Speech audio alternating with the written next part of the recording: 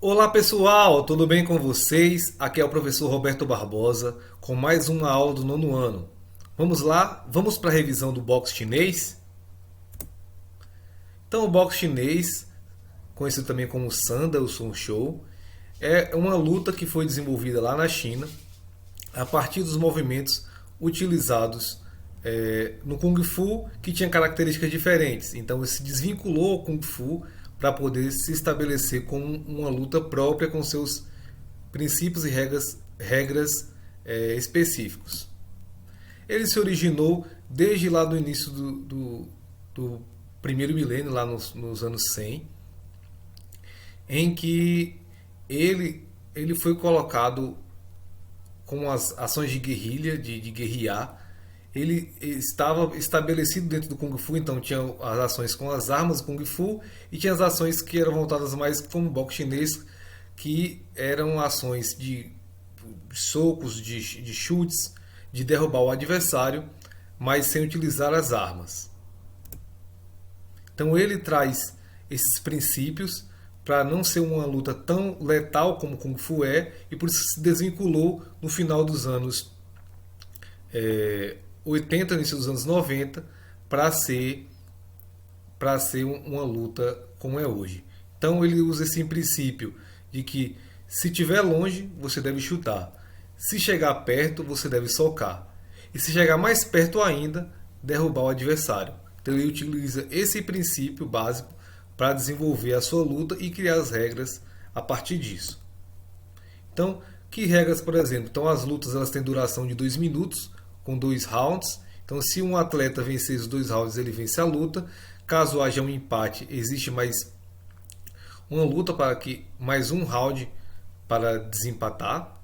As técnicas permitidas são socos na região do rosto, do tórax, nas pernas, os chutes também nas mesmas regiões, as derrubadas do adversário são todas permitidas.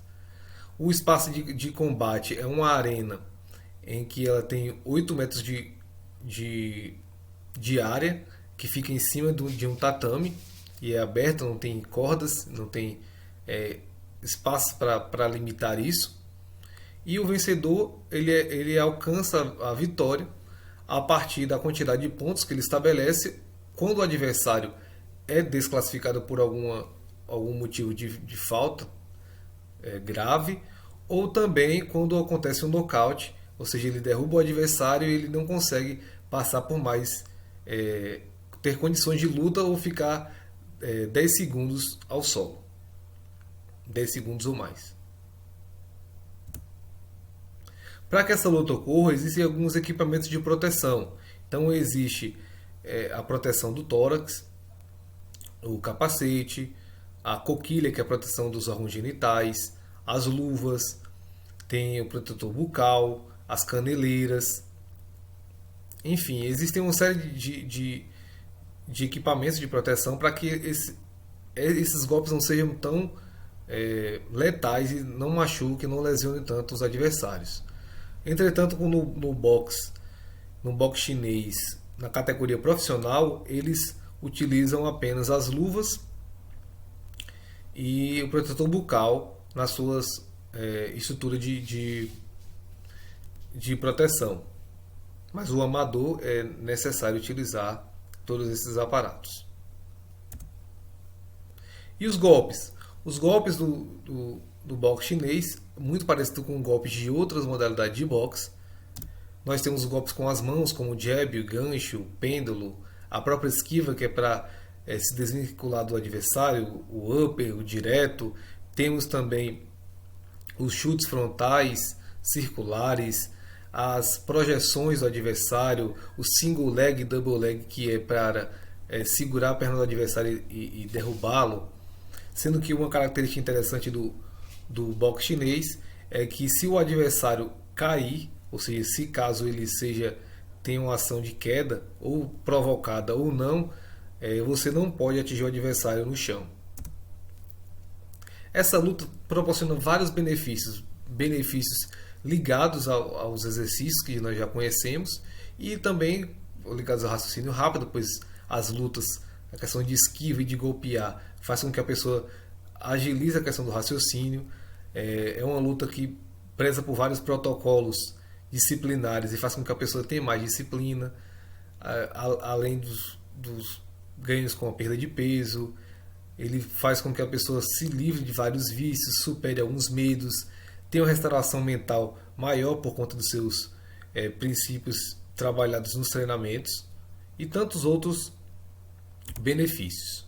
Como eu falei, o local de luta ele é esse espaço de arena em cima de um tatame, que é de 8 metros quadrados.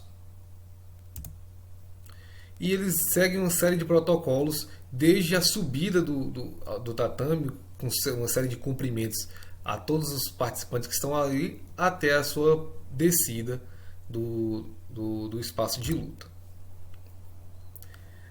E existem algumas técnicas proibidas, como atacar os adversários com as articulações, que não são permitidas, como também projetar o adversário por cima, fazendo com que ele caia de cabeça, ou também golpear o adversário quando ele estiver no solo, fazer qualquer ação que venha machucar o adversário em si, são técnicas que não são permitidas no Sanda. E as pontuações, como é que elas acontecem, como é que cada um vai pontuando.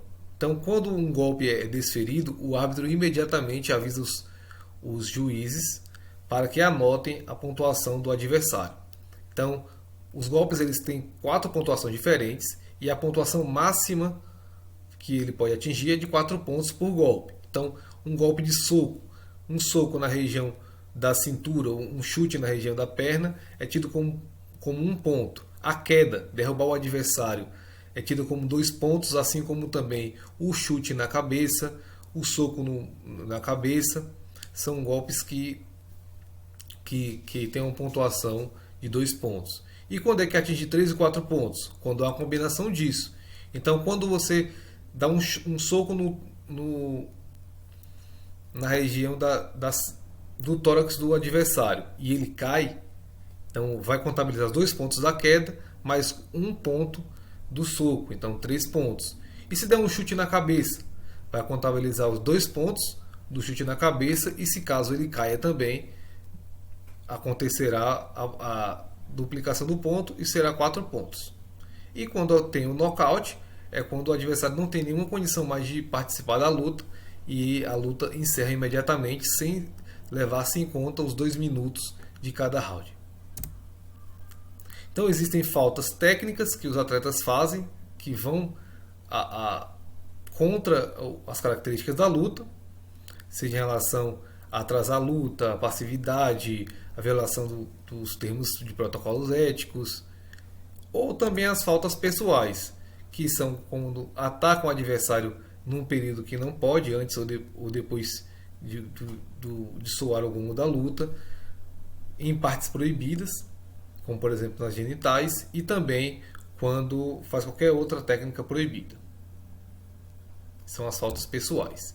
E para punir, essa punição vem através de uma advertência com cartão amarelo, o cartão vermelho para excluir o adversário, assim como também ele pode ser excluído da luta quando faz ferimentos ilegais nos atletas, ou seja, faz com que, utilizando por exemplo um cotovelo, ele não seja apenas penalizado com cartão amarelo, mas ele utilizou o cotovelo, fez um sangramento no adversário, ele será penalizado com uma exclusão. Assim como após a luta, passar por um exame toxicológico para saber se ele fez uso de alguma substância ilegal e estava dopado, e será também desclassificado. Então, certo? Ok? Então vamos agora verificar se nós aprendemos. Então, o boxe chinês, o Sanda, é uma luta que se desvinculou do Kung Fu para ter mais autonomia na sua prática, princípios e ter a organização específica de regras. No que se refere às regras, qual o tempo de cada round desta modalidade de luta? Lembra lá que nós falamos? Então, são 2 minutos? São 3 minutos? São 4 minutos? Ou 5 minutos? Cada round, lembra que são 2 rounds, com possibilidade de ter mais um. Então, quantos minutos tem essa luta? Então, para quem falou 2 minutos, acertou. Então 2 minutos é o tempo de luta do Sanda, certo? Vamos para outra pergunta. Os equipamentos de proteção da luta do boxe chinês são muito importantes para proteger os atletas de eventuais impactos mais graves em decorrência do recebimento de golpes. Entretanto, há uma diferenciação da quantidade de equipamento de proteção devido à categoria. Então, cada categoria tem um equipamento diferente. Que categoria é obrigada a usar mais equipamentos de proteção? É o profissional que usa mais equipamentos de proteção? Ou é o amador? O que é que vocês acham? É no profissional ou é no amador que usa mais equipamento de proteção? Então, é no amador. Então, o amador, por eles não terem tanta experiência, preza pela saúde deles e pela condição física. Então, eles têm que usar obrigatoriamente mais equipamento de proteção para que não venham se lesionar tanto. Outra pergunta. O boxe chinês propicia diversos benefícios aos seus praticantes, seja no âmbito físico, emocional, psicológico ou metabólico. Você saberia me dizer um benefício proporcionado pela prática do Sanda? Saberia? Então, um é a perda de peso, ok? Você pensou nesse? Ele também traz o raciocínio rápido. Então, com o passar do tempo, praticando o Sanda, a pessoa vai desenvolver um raciocínio muito mais rápido em outras questões também, seja na escola ou seja em situações do dia a dia. Para quem tem muito medo, é um excelente esporte, pois seus princípios e suas lutas vai fazendo com que você tenha essa superação desses medos que você tem. E também a questão disciplinar, por seguir uma série de protocolos rígidos, por não permitir diversas faltas, diversos movimentos errados, eles têm a questão da disciplina que é levada para esse ambiente e para outros também. E quanto à pontuação? A pontuação do Sanda são mensuradas a partir da ação de cada golpe, que tem a sua pontuação específica e através de combinação de golpes. Então, qual a pontuação máxima que um atleta pode ter com a combinação de golpes em uma ação pontuada? Ou seja, na hora de ter uma ação pontuada é o ponto que foi contabilizado naquele momento ali, que o árbitro parou a luta e avisou os juízes. Então, qual o máximo que ele consegue? O máximo que ele consegue é 2 pontos, o máximo é 3, o máximo é 4 ou o máximo é 5? Então, para quem disse 4 pontos, acertou. Então, o máximo que ele consegue é uma ação de 2 pontos, aliada a outra ação de mais 2 pontos. Como eu citei, um exemplo, um chute na cabeça com a queda do adversário. 2 pontos do chute na cabeça, com mais 2 pontos da queda do adversário, 4 pontos. É a nota máxima que o árbitro vai observar, indicar para os juízes anotarem e a luta depois é restabelecida. Vamos para outra questão. Cometer ações ilegais no boxe chinês podem ser punidas com rigor, levando até a desclassificação do atleta. Essas ações são reconhecidas como ações faltosas. Quais são os tipos de faltas que existem no boxe chinês? Então, quais são as faltas? As faltas são pessoais? As faltas são profissionais? As faltas são técnicas ou as faltas são imorais? O que vocês acham?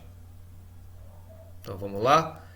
Quem acha que as faltas são pessoais e técnicas, acertou.